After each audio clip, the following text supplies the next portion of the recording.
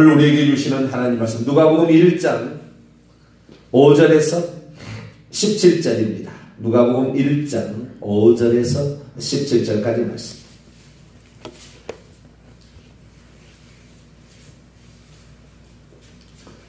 누가복음 1장 5절에서 17절까지 말씀을 한 절씩 교독하시도록 하겠습니다. 유대 왕 헤롯 때에 아비야 반열에 제사장 한 사람이 있었으니 이름은 사가랴요 그의 아내는 아론의 자손이니 이름은 엘리사벳이라. 이 두 사람이 하나님 앞에 의인이니 주의 모든 계명과 규례대로 흠이 없이 행하더라. 엘리사벳이 잉태를 못함으로 그들에게 자식이 없고 두 사람의 나이가 많더라. 마침 사가랴가 그의 반열에 차례대로 하나님 앞에서 제사장의 직무를 행할세. 제사장의 전례를 따라 제비를 뽑아 주의 성전에 들어가 분향하고 모든 백성은 그 분향하는 시간에 밖에서 기도하더니 주의 사자가 그에게 나타나 향단 우편에 선지라. 사가랴가 보고 놀라며 무서워하니 천사가 그에게 이르되 사가랴 무서워하지 말라. 너의 간과함이 들린지라. 내 아내 엘리사벳이 내게 아들을 낳아주리니 그의 이름을 요한이라 하라.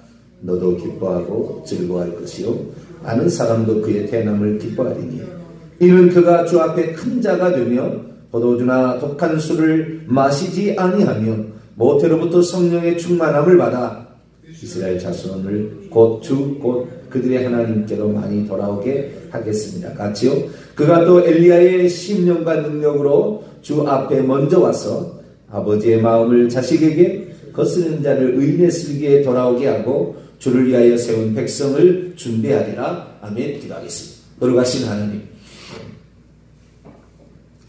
오늘도 저희들을 하나님 앞에 나와 옥실 여미는 마음으로 주의 말씀을 먼저 대하게 하시니 감사를 드립니다. 만물을 접촉하고 생각하기 전에 주의 말씀으로 먼저 채우고 하루를 시작하려고 합니다.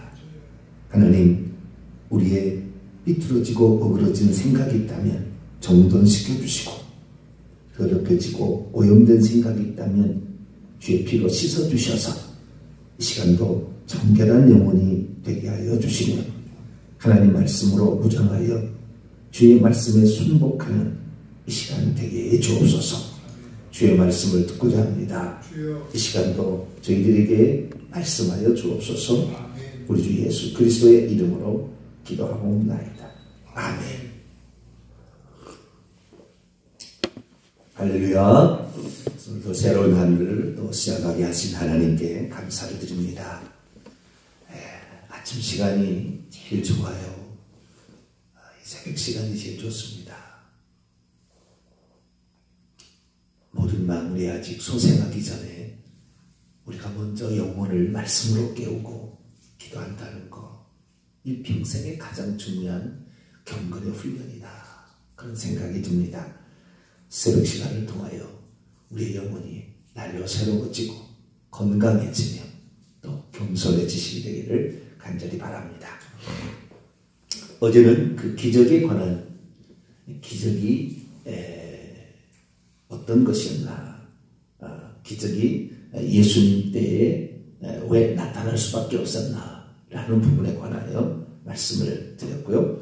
오늘은 예수님께서 행하신 그 기적이 표적이 되는 문제와 하나님께서 어떤 표적을 원하시는가, 그 부분까지 두 번째 부분까지 될지도 모르겠지만 어쨌든 오늘 또 진행을 해보도록 하겠습니다. 표적, 기적이라고도 하죠. 표적과 기적은 약간의 차이가 있지만 똑같은 어떤 그 놀라운 일들이죠. 놀라운 일들. 과학적으로 설명이 되지 않지만 일어난 신비한 일들, 이런 것을 기적이나 표적이라 이렇게 얘기를 합니다. 표적하고 기적의 차이점을 좀 구분을 해보자면, 기적은 어떤 그 놀랍다, 어떤 그 사실이 너무 놀랍다라는 표현에 초점이 더 맞춰졌을 때는 기적이라 그러고, 그 다음에 표적이라 할 때는 의미가 의미가 있을 때, 그 기적에 어떤 의미, 계시가 들어있을 때를 표적이라고 그렇게 합니다. 그러니까 똑같은 것이랄지라도 놀라운 신비한 일이, 기가 막힌 일이 일어났다. 그 놀라움을 표시할 때는 기적이라고 쓰지만, 이것이 어떤 영적인 의미를 가지고 있어서 계시, 어떤 것을 계시해주고 표시해주고 알려주는 역할을 한다라고 할 때는 표적이라고 부르는 것입니다. 성경에 기적이라는 말이 몇 번 안 나와요. 우리의 일상생활에 기적이라는 말을 많이 쓰지만 성경에는 기적이라는 말이 몇 번 안 나옵니다. 기적이라는 말을 굳이 헬라어로 찾자면 테라스라는 단어를, 영어는 미러클입니다. 테라스라는 단어를 쓰고요. 표적이라는 것은 세메이온이라는 단어를 쓰는데 이것은 영어로 사인이라는 겁니다. 사인. 영어로는 사인이라고 부르요. 또는 징후, 징조라고도 불고 이적이라고도 이렇게 불기도 합니다. 그런데 이 기적과 표적이 있는데 어쨌든 기적이라고 하십시다. 특별히 이 예수님께서 행하신 모든 기적은 표적입니다.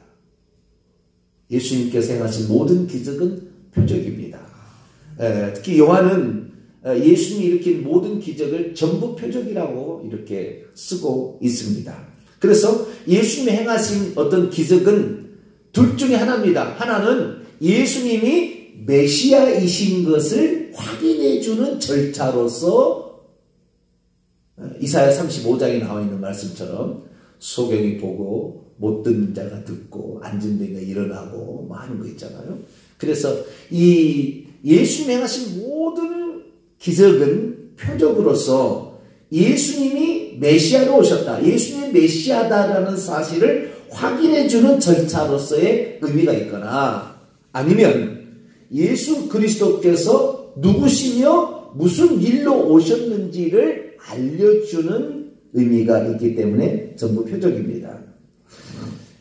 예를 들어서 이제 요한복음 2장에 보면 물을 포도주로 만드는 기적이 일어나잖아요. 근데 이것을 요한복음 2장 11절에 가면 첫 번째 표적을 갈릴리 가나에서 행했다 이렇게 말하고 있습니다.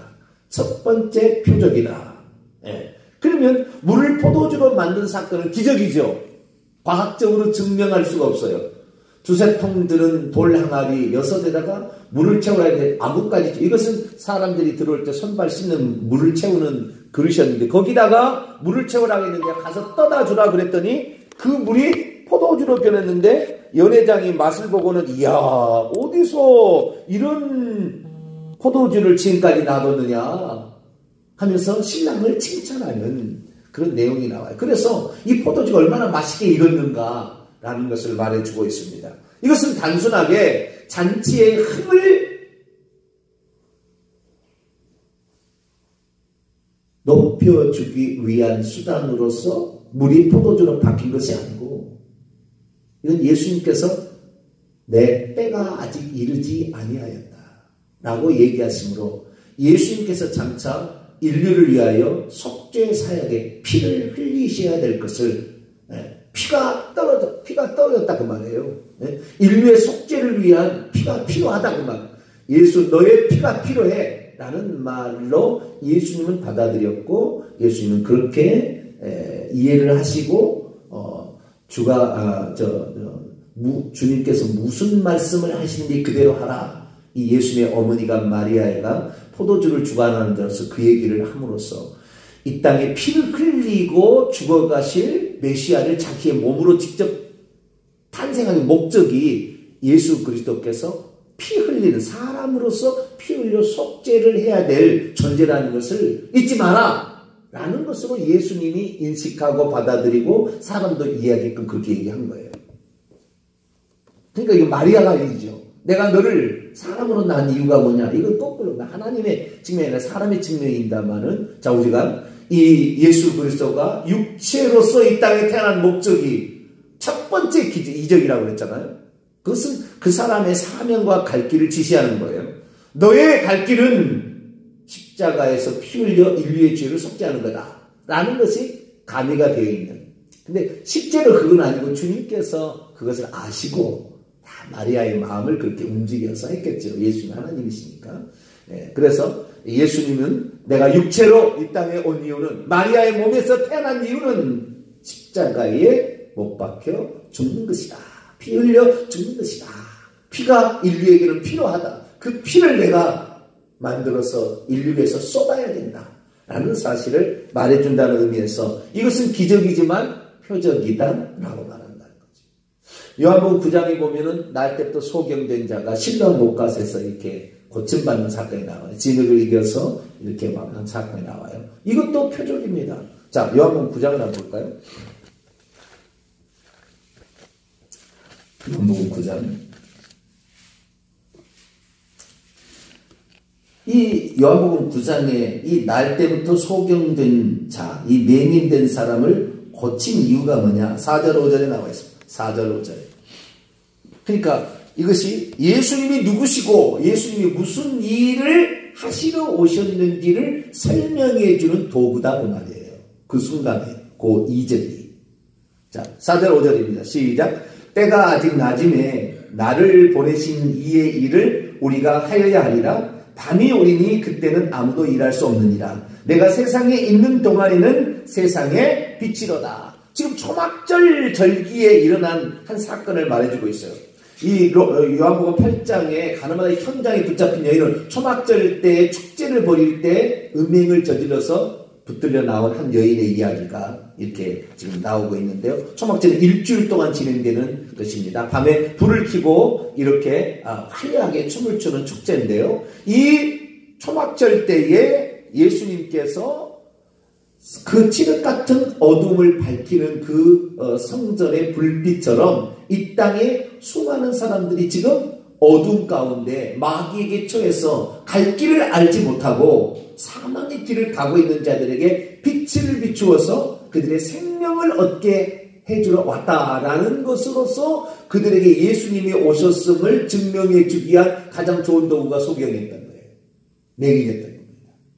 왜? 맹인은 캄캄한 어둠 가운데 있잖아요. 그래서 그 맹인의 눈을 뜨게 합니다. 그러자 그 대화 중에 이제 맹인과 바리새인들의 대화 중에 이런 대화가 나와요. 자, 9장 16절을 볼까요? 요한복음 9장 16절 읽습니다. 시작. 바리새인 중에 어떤 사람은 말하되 이 사람이 안식일을 지키지 아니하니 하나님께로부터 온 자가 아니라 하며, 어떤 사람은 말하되 죄인으로서 어떻게 이러한 표적을 행하겠느냐 하여 그들 중에 분쟁이 있더라. 이것을 표적으로 바라보는 자가 있고, 이것은 안식일을 지키지 않는, 안식일날 이번에 실했거든요. 안식일을 지키지 않는 자이기 때문에 하나님으로부터 오지 않는 자라는 비난도 있었지만, 이런 표적이 어떻게 일어났냐. 여러분, 지금까지도 이런 일은 없습니다.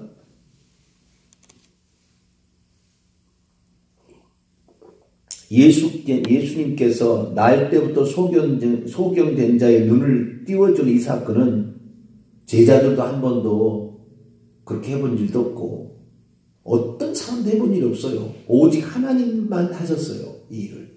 지금도 못합니다. 어느 누구도. 예수님께서만 한 일이에요. 예수님께만. 어둠에 속한, 마귀에게 속한 자를 건져내서 빛의 나라인 천국으로 데려갈 자는 예수 그리스도 뿐이다. 그것을 설명해 주기 위한 가장 완벽한 도구가 거기에 있었던 거예요. 그래서 어쩌면 맹인 날 때부터 소경된 자는 믿음이 적었을 수도 있어요. 혹시 기도가 좀 부족했을 수도 있으나 하나님의 뜻을 이루기 위한 좋은 대상이 그 현장에 있었던 거죠. 이때 즉각돼 버려요. 기적이 일어나는 것이. 이런 일들은 아주 중요한 포인트인데요. 이런 일은 즉각돼 버리는 거예요.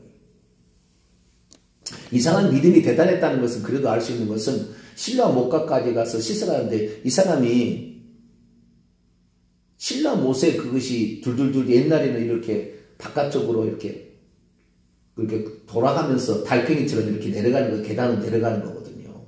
떨어지면 그냥 죽을 수도 있어요. 위험한 이런 일인데도 그 일을 감당하는 건 상당히 믿음이 있다 표현이 됩니다. 그러나 이 사람은 지금 믿음이 강조된 게 아니라 표적이라는 의미다. 이게 표적이었다. 이게 기적이지만 표적이었다라는 것이죠. 그래서 표적이라는 것은 예수께서 메시아로 오셨다는 것을 확인해주는 절차이지 예수님을 누군지 믿게 하려는 증거로서의 역할은 부족했습니다. 예수님은 그것을 위해서 표적을 행한 건 아니었어요. 그래서 우리가 이 기적이라는 도구에 대해서 알아야 되는데 기적은 일종의 능력이요 은사입니다. 능력과 은사. 이 기적을 일으키는 입장에서는 능력과 은사 측면이 강합니다. 그런데 기적을 받는 입장에서는 어떻게 달라지느냐? 왜 오늘날의 교회가 이 능력과 은사를 조심히 사용해야 되냐? 이것도 필요합니다. 제가 필요하다는 측면을 좀 얘기하고 또 이것이 위험하다는 측면을 얘기를 할 텐데요. 이 기적과 능력, 은사가 교회도 필요합니다. 우리에게 저는 일생에 한 번 있어야 된다고 나는 보는 입장입니다. 일생에 한 번은 경험해야 돼요. 그런데 그것이 아무 의미 없는 기적으로 일어나서는 의미 없습니다. 예수님 당시에 수많은 사람들이 병을 고침을 받았지만 주님으로서는 표적이었으나 그들은 의미가 없었어요. 의미가. 그냥 병 낫는 것으로 그냥 좋다. 그럼 끝나버렸다 그 말이에요. 그것이 일평생에 주님께 헌신이 되어져서 예를 들어서 병에서 고침을 받았는데 단 한 사람도 제자된 사람이 없다 그 말이에요. 그것이 일평생에 하나님을 알고 예수님을 알고 하나님을 따르는 수단으로서 쓰인 적이 없다 그 말이에요. 예수님의 제자 중에 질병에 걸려서 나서서 뭐 그런 자가 없다 그 말이에요. 그래서 기적이라는 것은 쉽지 않아요. 이것이 하나님께 온전히 참 예수님께서 이 베드로 같은 무식한 사람을 왜 12 제자의 사도로 세웠느냐? 그는 자신에게 일어난 첫 번째 기적이 배 오른편에 그물을 던져서 그물을 찌르러 잡족했는데 그는 정확히 자기가 죄인 된 것을 그것을 확인했고 예수님의 메시아라는 것을 알았고 그래서 그분은 예수 그리스도가 누군지에 대한 신앙 고백으로 일평생에 자신을 드리는 도구로 쓰였기 때문에 그건 아름다운 도구예요. 이것은 이 주님이 바라시는 기적이에요. 그런데 대부분 그러지 않았다 그런 거예요. 대부분 그러지 않았다. 자, 요한복음 4장을 볼까요?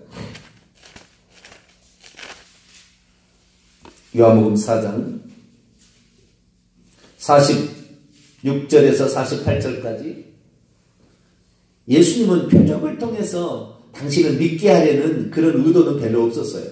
그러나 그것을 그렇게 깨닫고 주님을 의지했던 자들은 제자도 되고 하나님 사람이 되고 좋은 기적이 되지만 대부분 그렇지 못하고 그냥 기적 맛보는 것으로 좋다. 그것을 끝나버렸다는 거예요. 자, 46절 48절 읽어볼까요? 시작. 예수께서 다시 갈릴리 가나에 이르시니 전에 물로 포도주를 만드신 곳이라. 왕의 신하가 있어 그의 아들이 가버나움에서 병들었더니 그가 예수께서 유대로부터 갈릴리로 오셨다는 것을 듣고 가서 청하되 내려오셔서 내 아들의 병을 고쳐주소서 하니 그가 거의 죽게 되었습니다. 예수께서 이르시되 너희는 표적과 기사를 보지 못하면 도무지 믿지 아니하리라. 사람이 도무지 믿지 않으려고 하는데 그렇다고 해서 예수님께서 그것을 가지고 자기의 몸을 의탁하지 않아요. 내가 이 표적을 행했으니까 나를 하나님의 아들로 믿으라. 그걸로 쓰지 않았다는 거예요.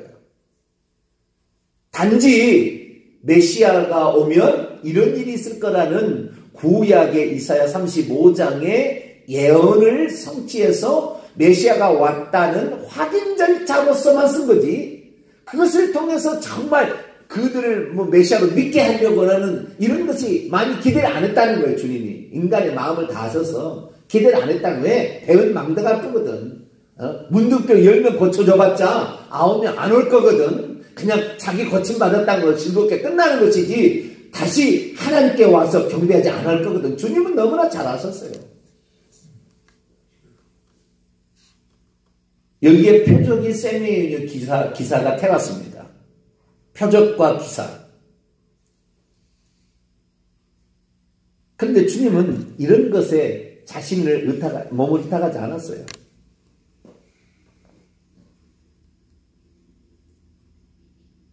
그래서 우리는 성경을 통하여 알 수 있는 것은 예수 그리스도께서는 기적을 당신이 메시아이심을 소개하는 중요한 수단으로 쓴 것이 아니었구나.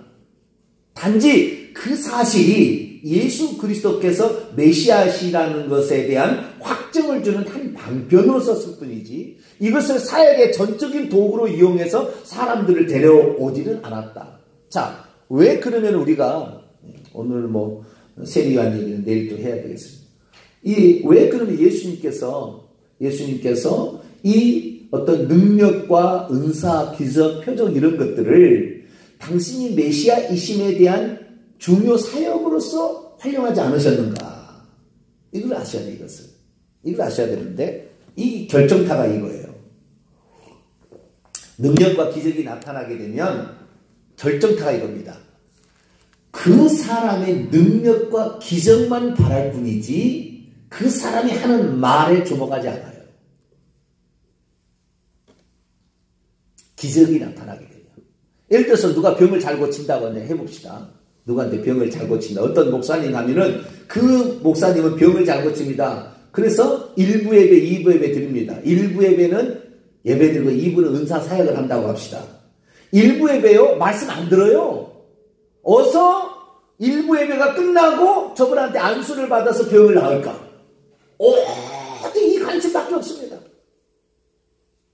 말씀 안 들어요. 절대 안 듣게 됩니다. 그리고 그분이 나의 병을 낫게 해주면은 그분만을 관심을 갖지 예수님에 관심 없어요. 그분이 나를 낫게 해주는 거 빨리 가서 순서에 대해서 내가 먼저 가서 치료를 받든지 오직 관심은 그 병 낫게 하는 사람 그냥 단지 그 사람만 관심 있지 하나님의 뜻이나 예수님께서 지금 뭐하러 지금 오셨는데요. 병 고치러 오신 게 아니잖아요. 목적이 거기 있지 않아요. 그런데 이 은사, 능력, 기적 이런 걸 추구해버리면 오직 관심은 병 고치는 것만 관심이 있기 때문에 그 사람에게 나았다 그러니까 그 사람이 하나님 역할을 하는 거예요. 그 사람 하나님 어디 가버려.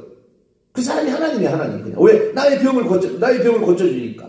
그 사람이 하나님이에요. 그냥 하나님 노릇을 하고 있는 거예요. 그 목사가. 주님께 인도해서 회개하고 예수 믿도록 해서 천국 가도록 만들어야 되는데 그 목사가 하나님 노릇을 해버리는 거예요. 그러니까 주님께서는 이 능력과 기사 이런 것을 통해서 복음이 전파되는 거 이렇게 그렇게 바라지 않으세요. 물론 그것이 복음을 전할 때 나타날 수는 있어요. 아시겠죠? 추구하지는 않지만 또는 그렇게 나타날 수가 있습니다. 그런데 그 나타난 현상을 통하여서 자기가 죄인됨을 깨닫고 그러니까 얼마나 기도를 했겠어요. 그 문제를 가지고 하나님께. 단순히 그냥 병 고친다니까 가지고 안수받고 무슨 병 난 게 아니라 그 병을 낫게 해서 그렇게 많이 기도를 하고 했던 사람들이 와서 병을 낫게 되면 하나님이 나를 낫게 됐다는 것 때문에 나의 이제 모든 삶은 내 것이 아니라 주님의 것이라 생각해서 그 치유 사건을 통하여 자신의 손도리째 하나님께로 방향을 틀어서 이제는 내 욕심과 내 마음대로 살았던 것을 하나님께로 향한다면 이건 좋은 것인데 그렇지 않다는 거잖아요.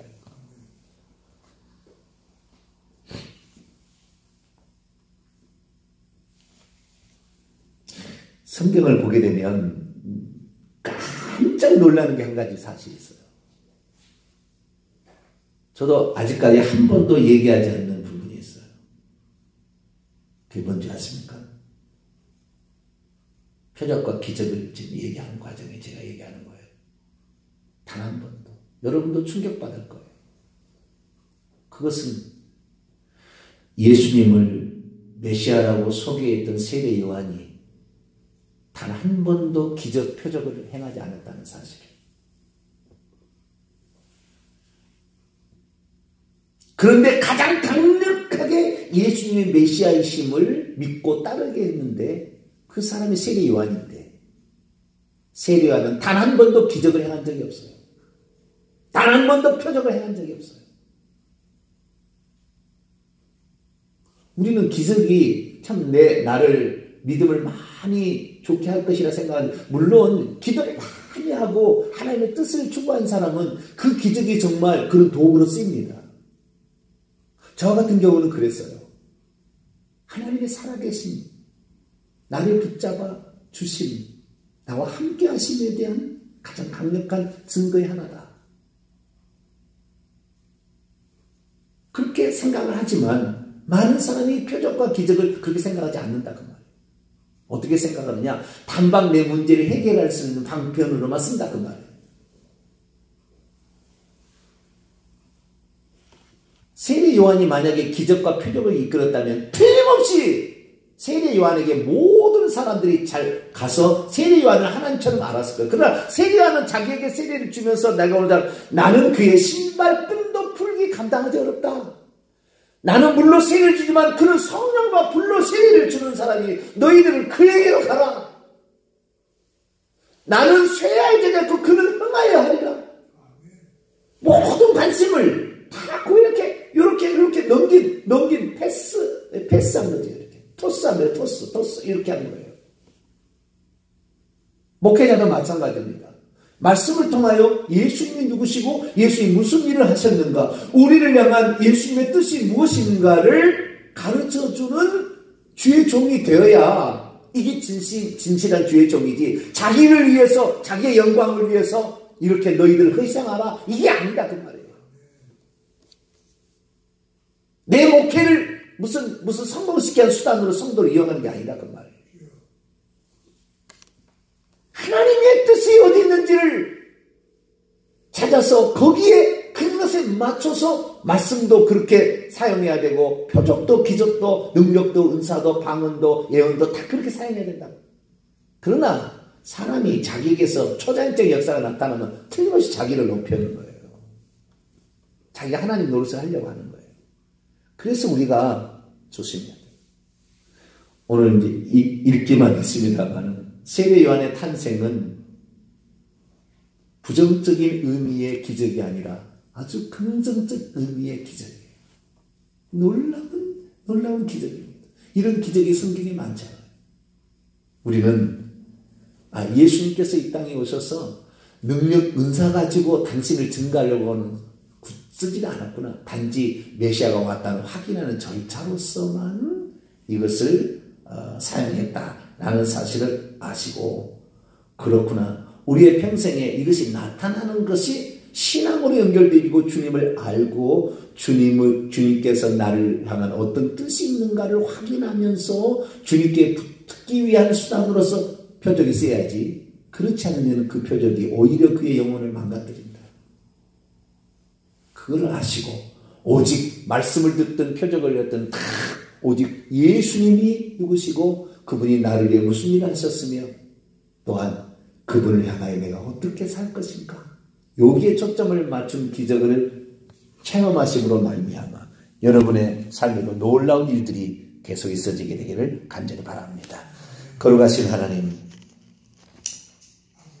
사람들이 기적과 표적을 바라지만 그 목적이 잘못되었을 때는 결국에 의미 없음으로 끝났습니다. 우리에게 기적은 무엇이겠습니까?